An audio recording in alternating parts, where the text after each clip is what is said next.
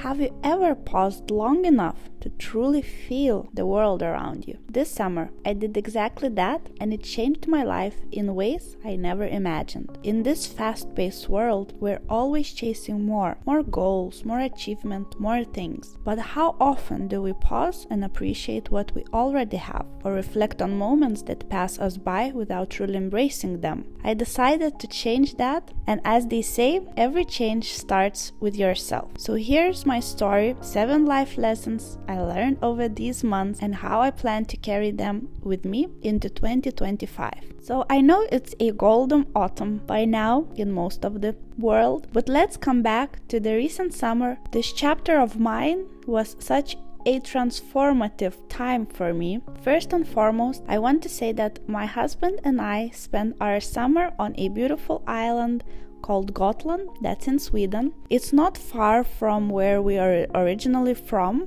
but it was a fresh and completely new experience for both of us. We went there to work and live at a beautiful family-owned organic farm that also has a restaurant there. And this was the first time we spent the entire summer surrounded by nature instead of the city, and it was so nourishing and refreshing. The first lesson was to realize how important the nature is and just how much I truly love it. There's something beyond special about slowing down, noticing how your surroundings change week by week, seeing birds on the grass first thing in the morning, and just being outside surrounded by trees, flowers, and fresh air. It made me realize how often we rush throughout life without truly experiencing the richness of the present moment. Would you agree? Spending time in a rural area really reminded me of the cozy feeling of enjoying the slow life and honestly not caring as much about what seems so serious and important in the city. It felt so good. But let me tell you, life has a lot of ups, a lot of downs. So one downside, and just to say this, that it's not all flowers and butterflies living in nature. And here, emphasis on the flies part, because they can be so annoying when you live in nature. I was super grumpy about it all summer, but what can we do? It's one of those things that come with a rural life, nature's little quirks, which we must embrace and accept with the love just the way it is. It can be a lesson itself.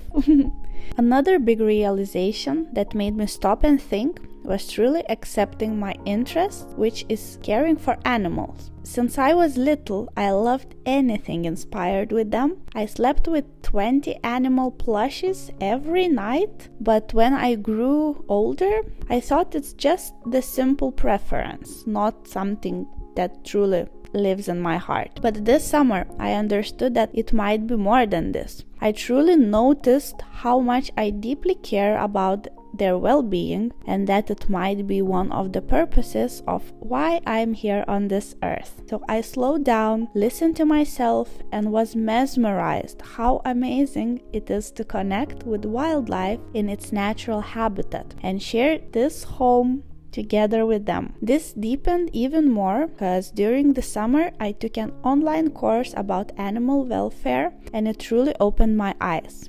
I was finally brave and strong enough to learn about the uncomfortable and disturbing realities of the everyday life of production animals and living conditions in the production sites. But instead of feeling angry, sad, or powerless as I felt before, this time I felt ready, more capable, and more motivated to help and spread the word of what I have learned. This experience showed me that avoidance leads nowhere. It makes us feeling stuck and scared. But the simple act, doing things, anything, makes such a big difference and impact for the whole future. This summer, I also dove into herbalism. Since I was little, I've been drawn to magical things, and the idea of me being a cute little witch that trusts the nature and its gifts made me super curious and tingly inside. My mother used to teach me a lot about different herbs and how they can positively affect the body, but only recently, while living in nature and slowing down, how I truly started to listen and had the opportunity to experience herbs firsthand. Seeing them grow in their natural habitat and seeing how they change during seasons and appreciating their natural powers made me appreciate of how wise and strong nature is. I've been learning about the healing power of plants, and honestly, little by little, with the more knowledge I get, I try to incorporate it in my self-care routine almost daily, while also learning even more about herbalism from one precious Lithuanian herbalist. His lectures are so valuable to me that I'm thinking of making series on this channel about my herbalism learning journey too. Would you be interested in learning together with me as I go? And shortly, in addition to herbalism, I finally understood how to love and take care of plants. Because before, I used to think that I couldn't grow a single plant without letting it die. But this whole experience taught me about the parallel of taking care of plants that equals taking care of yourself. And it made me realize that while watching plants grow slowly and change is as important as taking care of yourself while practicing self-acceptance and embracing the changes during different chapters of life, don't you think? One of the biggest lessons the summer taught me is that I can survive and thrive with less. I realized that I don't need as much different clothes every day and change them every day, or even wear makeup every day to feel good or look cute. This summer I truly didn't care about it at all. And after some time, you start to care less about appearances and more about experiences. You realize that people are your friends, not because of your looks, clothes, or material things, but because of the energy you radiate towards them. It's incredibly freeing to stop worrying about mirrors all the time, and so comforting to not feel pressured to look a certain way. And here's a quick one. I learned that the hair doesn't like the limestone water nor strong wind.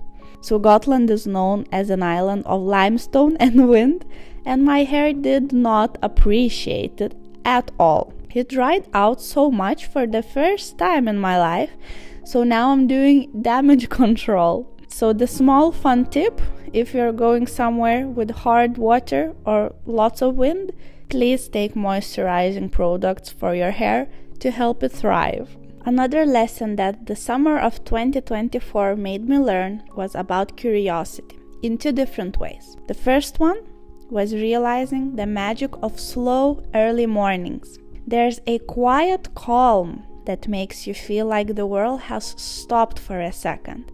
And it's so quiet, still so full of possibilities and mysteries. I spent many mornings just walking or biking, because I also learned that I don't hate bikes as much as I thought I did. And it's amazing how adventurous I felt. Almost like a child discovering new things again. It felt so good to slow things down and take time for yourself before the world wakes up again. I truly encourage you to try this as well if you haven't already. Oh, and the second one? This summer I got tired of self-help books and realized that reading things I want to read, things that spark my imagination and give me that cozy feeling of being curled up in bed with a good book, is just so nice. So I started reading cute and cozy fantasy books, and that made reading so easy and enjoyable. I've got a stack of books in my Kindle and I'm planning to dive into soon. But perhaps you could share your favorite books with me? I would love to discover more. Because reading for pleasure feels like reconnecting with my inner child, and I can't wait to explore more in 2025.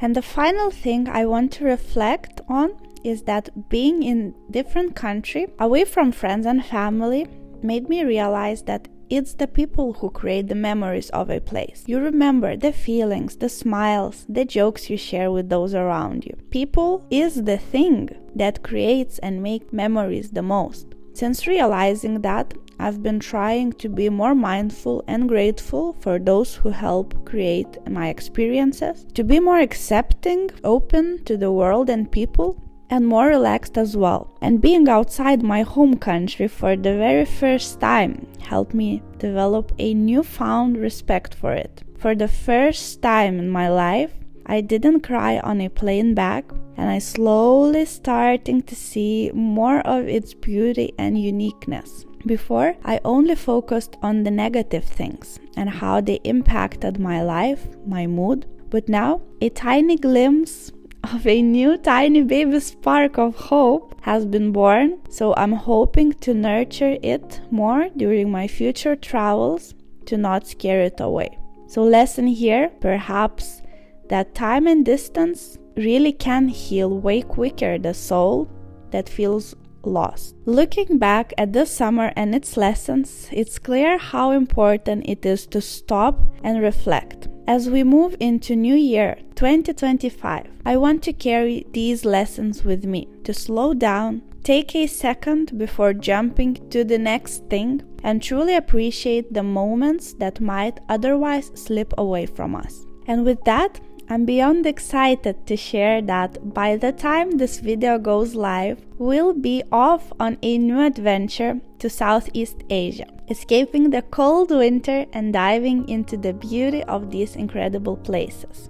If you're curious about what this new chapter will bring and want to follow along, make sure to subscribe and hit the notification bell so you don't miss any updates. You can also follow me on my Instagram, it's austeja.b. I'll be sharing what I learned, new experiences, new cute memories of our trip, and all the inspirations from our travels in Vietnam and Thailand. And as always, thank you so much for being part of this journey with me, you tiny wanderer friend. And if you had any summer reflections yourself or realizations of your own, I would love to hear them in the comments below. Let's inspire each other as we step into 2025. But for now, let's take a moment to appreciate where we are today and celebrate how far we have come. Thank you so much for watching. See you in the next chapter from Thailand and Vietnam. Bye, friend!